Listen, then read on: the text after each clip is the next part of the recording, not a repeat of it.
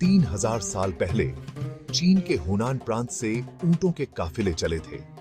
रेशम, मसाले और कागज, ये माल सिर्फ व्यापार नहीं था, ये सभ्यताओं का संगम था।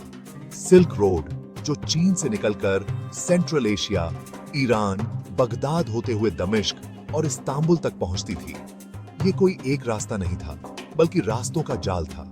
हर कारवां के साथ चलती थी एक नई कहानी, और हर कहानी बदलती थी दुनिया को। इस रोड ने इस्लामी गोल्डन एज में इल्म और तिजारत को एक नई रफ्तार दी। बुखारा, समरकंद और मशहूर बगदाद, ये शहर सिल्क रोड के सितारे थे। अब अफ्रीका के दिल में चलते हैं, सहारा के रेगिस्तान में। यहां ऊंटों की लंबी कतारें चलती थीं, जो सोना, नमक और घोड़ों का कारोबार करती थीं। टिम्बकटू, गांव और जेन, ये शहर सिर्फ बाजार नहीं थे, बल्कि इस्लामी ज्ञान और किताबों के गढ़ थे। माली साम्राज्य का मशहूर बादशाह मंसा मूसा इन्हीं रास्तों से हज करने मक्का गया था, और उसके काफिले ने रास्ते में इतना सोना बांटा कि मिस्र की इकोनॉमी हिल गई।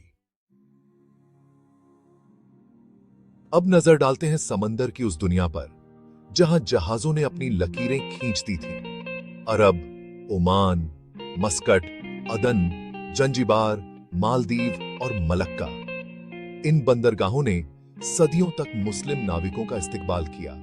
अरब के नाविक अपने खजूर, मसाले और किताबें लेकर पूर्वी अफ्रीका से लेकर मलक्का तक का सफर करते थे। ये व्यापार सिर्फ माल का नहीं था, ये तहजीबों का मेल था।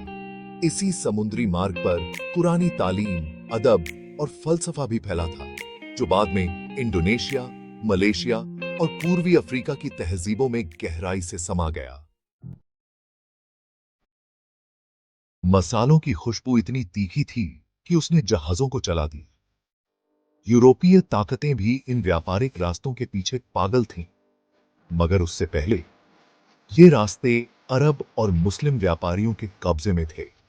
मालाबार, जंजीबार, अदन और बसरा, ये सिर्फ मार्केट नहीं थे, ये जिंदा इतिहास थे, जहां इल्म, ईमान और इखलाक साथ चलता था। हर सौदे में भरोसा था, और हर सौदागर एक कस्सागो की तरह होता था। आज वो रास्ते शायद मिट्टी में दब गए हैं, मगर उनका असर अब भी जिंदा है। गूगल मैप्स हो या डिजिटल ट्रेड, वो जड़ें इन्हीं प्राचीन रास्तों में हैं।